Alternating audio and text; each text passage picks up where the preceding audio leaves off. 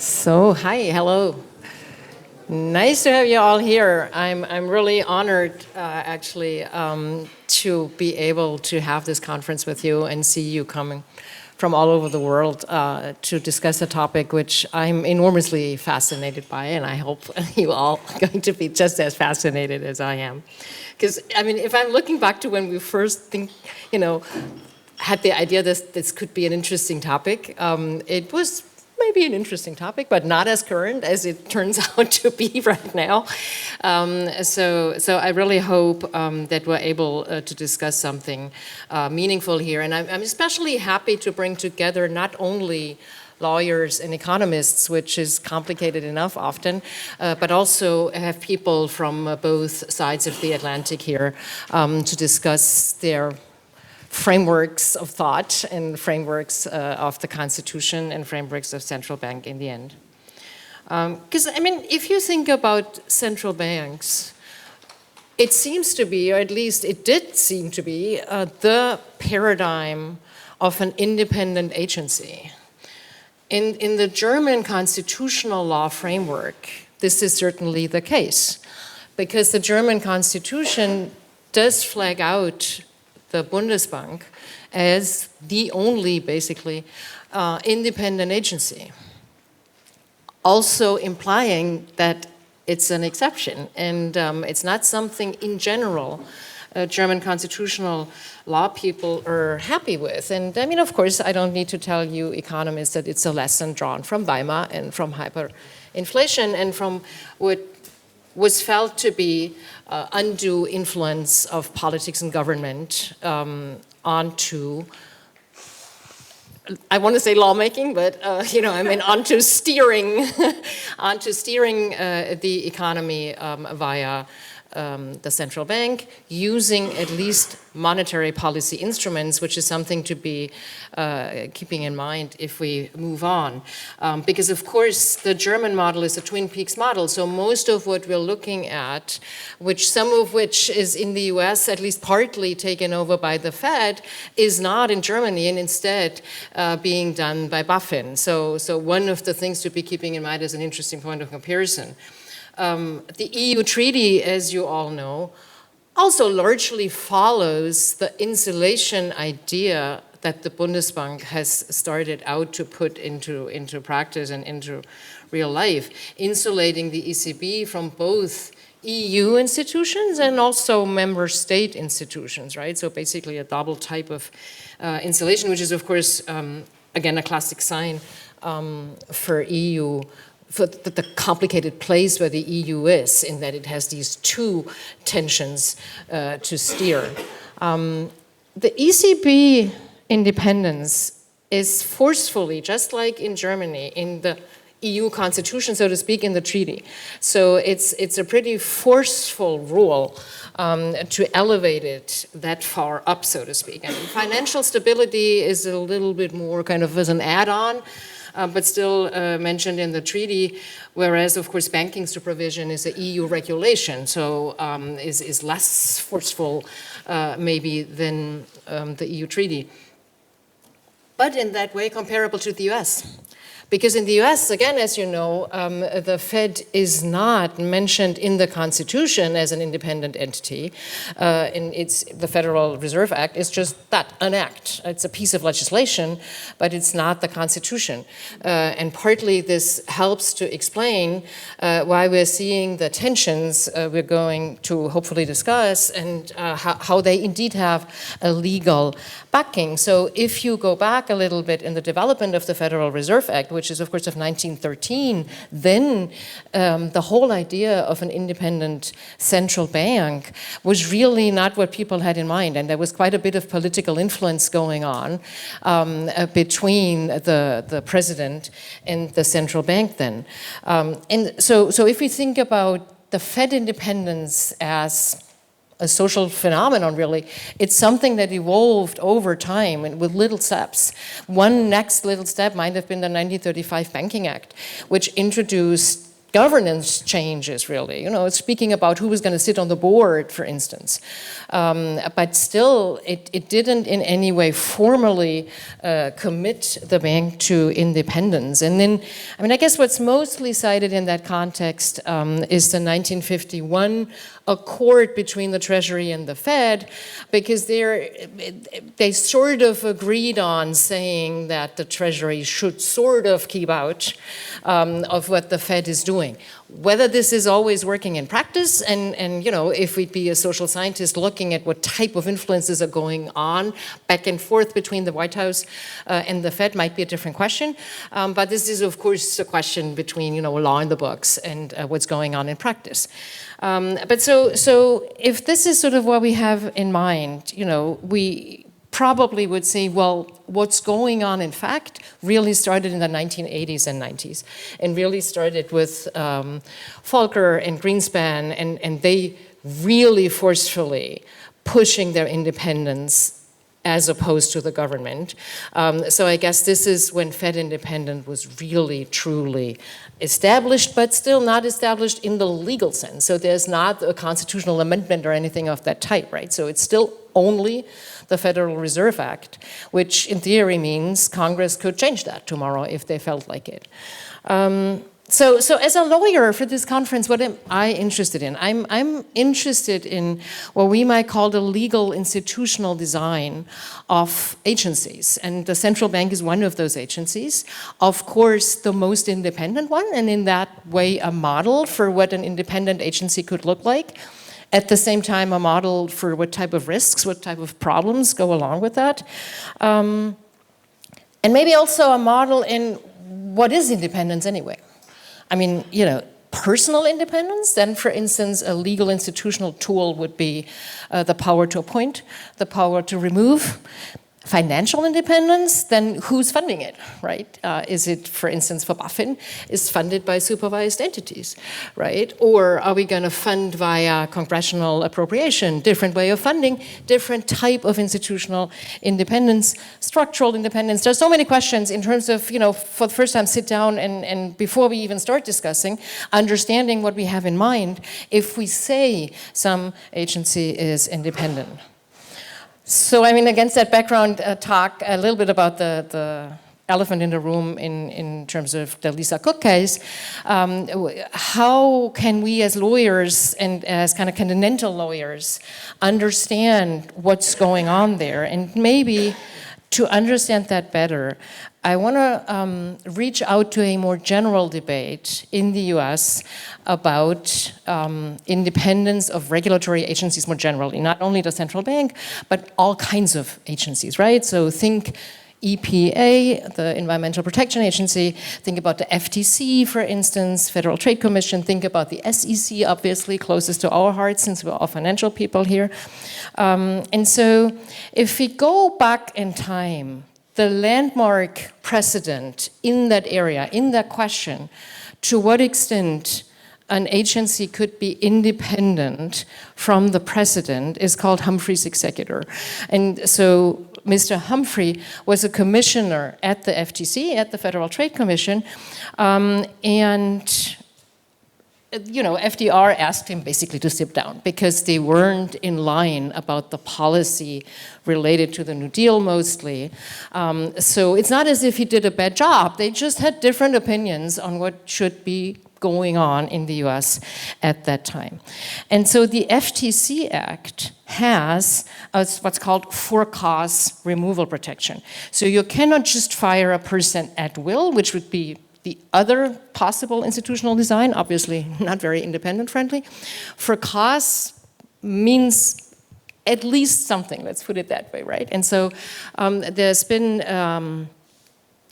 acts such as the FTC Act, which are more clear about what they understand is for cause. So often they talk, for instance, about malfeasance or unfitness for office, stuff like that. There are other acts which are less clear, such as the Federal Reserve Act, what they understand is for cause. And so the question is, what do we understand as for with cause, looking back to this development? And in the Humphrey's executor case, the Supreme Court said, this is a good protection. You cannot fire him only because you have a different understanding of what the policy should be, right? So, which of course spoke rather, to the independent setup of the FTC at that time. And so this has, over the years, changed. Agencies have gotten more power, at least de facto. They have done more quasi-legislation, quasi-judicial functions, so they've just become bigger and more powerful. And this might have contributed to the fact that a sort of countervailing theory, countervailing way of seeing things, the so-called theory of the unitary executive, has gained power. So this theory, other than the Federal Reserve Act, does have some sort of constitutional backing, because Article 2 of the US Constitution has this sort of famous take care clause, which says basically, you, the president, take care of faithfully executing the law. So to the extent that there's going to be a tension between this take care clause powers of the president and the agencies, which are executive agencies, you can make the argument that the president says, well, look, I'm mentioned in the Constitution, you are not, so please, if I want to remove you, I'm going to remove you, right? And so this theory, you know, I mean, there are people on both sides of the spectrum. Some think this is wrong, others think this is right, and I'm certainly not going to have an opinion on that from the outside. But it is pretty likely that a couple of cases, some of them about the FTC, some about the CFPB, and so generally we have the feeling that the Supreme Court is leaning more towards this theory of the unitary executive, and there's a considerable likeliness that Humphrey's executor is going to be overruled. So now we come back to Lisa Cook, and we're like, is that true for the Fed also? Because legally the Fed is an agency, right? I mean, in a footnote on a different case, the Supreme Court had said, yeah, it's sort of an agency, but it's also sort of a private actor, which is unclear whether that is true or not. But so we're clearly seeing that they're trying to find a way to say the Fed is different. And it's one of the things I'm really looking forward to discussing with you. In what way is the Fed different? But so, of course, the question raised in the Lisa Cook case is, so Trump is firing her. There are a couple of procedural questions. Was she entitled to a hearing? Should the two of them have sat down together and discussed whether whatever he thought was, you know, the cost to remove her for cost or not? And, you know, he did it in his Truth Social network, and was that enough or not? So those are, at least from a continental perspective, these are mostly procedural questions.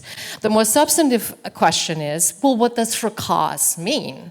And let's just even assume that what's been said about her, we don't know, is it true or not? We're going to find out, I guess, but let's just assume that she indeed fraudulently, you know, messed with this, I don't know, mortgage application or what it was about. So is this a cause, right? So that's a second, of course, legal question. What is for cause? Is that something that has to do with her actual job? Is it something she did in her job which makes her unfit? Or is it anything, basically? So that's one question. The other question is, who's going to decide that? Is it the president's prerogative to say, well, I understand, you know, for cause in the following way, and think back to our Constitution, I'm the one, you know, to be interpreting what for cause means. And even if we follow that, you know, next step, then the third step is the question, who's going to, you know, is there judicial power to review what the president says, yes or no? So those are all really interesting separation of powers questions, which loom sort of in the background of the Lisa Cook case. So while I said before that the Humphreys executor is likely to be overruled for all the other agencies, it's sort of unlikely, I feel, but again, happy to discuss, that this will also be overruled as to the Fed. Because there's been a lot of pushback from you economists in the room, warning sort of the Supreme Court that it would have quite a number of, you know, unhelpful consequences if the president, any president, could just fire basically at will the governor at the Fed. So we'll figure that out, I guess, over the next month. Interestingly, if we now step back into the German sort of background, we're closer to this way of seeing things than you would assume. So yes, for the Bundesbank, and via our Article 23 also for the ECB, there is of course an exception for monetary policy making. And yes, the Bundesbank is indeed independent, and it's even more, if you want to say, because it's in our constitution. But apart from that, the German constitution is really, really skeptical about independent agencies. And we very much stress that there's a lack of democratic accountability if we see an independent agency. So another thing we might want to explore as we move along is the question, is this really something which is close to the US way of thinking? Or is it really a very different historical, cultural framework? So maybe in the end ends at the same point, but has very different reasons underlying it. Being in Germany, stepping to a little bit further outside of Germany to Europe, again, a different way of seeing things. Because Europe has stressed over the years the necessity of having independent agencies. And I guess the most famous case probably, well, a couple of famous cases, but one famous case has to do with data protection. And so in the General Data Protection Regulation, the legislator, the European legislator, talks about complete independence. And so the European Court of Justice was very unhappy with the way in which Germany had structured data protection oversight. Because they're like, look, what you're doing here is not completely independent. And so this went back and forth, and Germany had to rearrange the way it's overseeing data protection. Although, as now is clear, it's not generally in line what the German constitution understands as democratic accountability. And so, I mean, why am I personally interested in that? Because of the AI Act. Because if you remember, there's the AI Act, which also has a certain framework for regulatory oversight. And the way the AI Act structures this is we're going to have one authority which will be in charge of kind of general all kinds of non-regulated industries that produce AI systems. But for the financial world, the financial market supervisor, in Germany's case BaFin, is going to be in charge of supervising compliance with the AI Act. And so in the AI Act, again, possibly like the GDPR, we find the words independence. So again, Europe is pushing us sort of, in a tension with our constitutional tradition to install maybe another small little BaFin or part of BaFin, which is going to oversee the AI Act. Probably we're just going to wait for now and figure it out whether they'll be happy to accept what we're doing. But some of you might be reminded of the discussion we had around Wirecard, which is a famous kind of the German Enron scandal, so a really well-known accounting fraud scandal. And then, admittedly under a yet different structure of financial reporting control, but still, then there was a lot of discussion whether BaFin was independent enough, in brackets, it's not independent, and whether maybe that wouldn't have happened if we had had a more independent supervisor.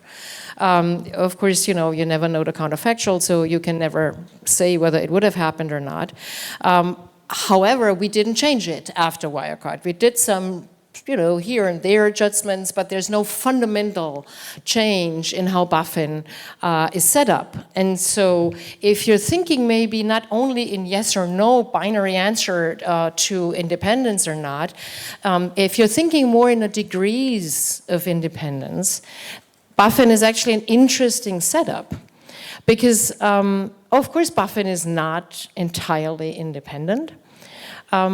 But what BaFin has is at least a small element in that there's a cooperation agreement between BaFin and the Ministry of Finance, where the Ministry of Finance is saying, look, we're not going to mess with what you're daily doing in your operations. Is that legally interesting? I don't know. Is it de facto interesting? Probably. Right? Probably. If you think back to the Fed's 1951 agreement, was also in the beginning just that, not a constitution, not a law, just an agreement. So that is the German background, that is the AI background and the European background. And as I say, for us lawyers, it's interesting to understand whether what we're seeing now is convergence between the US moving away from independent agencies towards more democratic control. And again, it's something to be keeping in mind.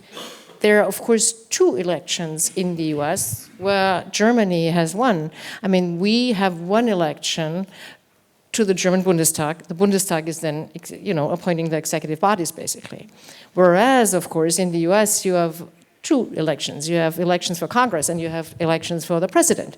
So the question of democratic accountability is definitely not the same if you only talk about democratic accountability as such, because the elected president, obviously, can very clearly trace his will back to the will of the people. So are we moving in the same direction, or is it more, something that we see in Germany, leaving the traditional constitutional law setup really pushed by EU law more than anything else?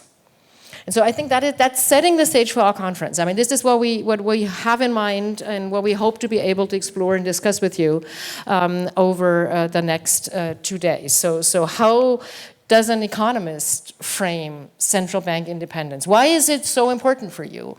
And can you back that up? Can you back that up by models? Can you back that up by empirical data? Do you run simulations? What would happen if it wasn't independent anymore? And do you have arguments what makes central banks so fundamentally different from any other agency? Or are there maybe arguments to say, well, look, data protection is also important, or maybe data as such, as raw material, is also really important. So maybe we should be thinking about more independent agencies. Or to the contrary, radically say, maybe we shouldn't have independent central banks anymore, right? So that's something we're going to discuss, I hope. And with this, I would hope to see thoughts on, do you feel that independence in your specific country has gone too far? Or do you feel that we're not yet there? Right? Probably 2 different answers from, depending on which side of the Atlantic you're located in.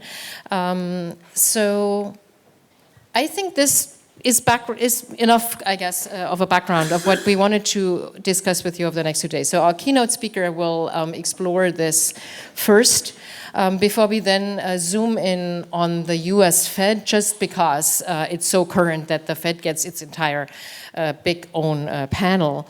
And then this afternoon, the panels are going to be divided between the questions of monetary policy as such and financial stability more generally, where you can kind of already deduce that we had been thinking that that might be an interesting distinction between monetary policy and the rest of what central banks have been doing, but maybe you say it's not. And then tomorrow morning, the first panel will kick off with theory and empirical thought. Again, input from economists. Why central banks might be special, and is that transferable to other agencies, or is it really only central banks? And then in the afternoon, we're basically looking to the real world. We're looking to practice. We're going to look to the Financial Stability Oversight Council, and we're looking broader to market perspectives and how important is central bank independence understood sort of in the daily life of people, in the daily life of global investors, of financial institutions across the world. because interestingly enough, in the Wirecard discussion, this played a role. So it played a role that we would be saying, look, had we had a more independent financial oversight body, this would also help in the future at least, not only to prevent corporate scandals of that type, but also to bolster the reputation of a financial market generally, in the same way as countries are used to having insider trading prohibitions. So if you want to have a good capital market, have an insider trading prohibition, right? So in that sense, also maybe have an independent financial market supervisor. So I'm really looking forward to discussing this with you. I now turn over to Volker, who's going to introduce our first keynote speaker.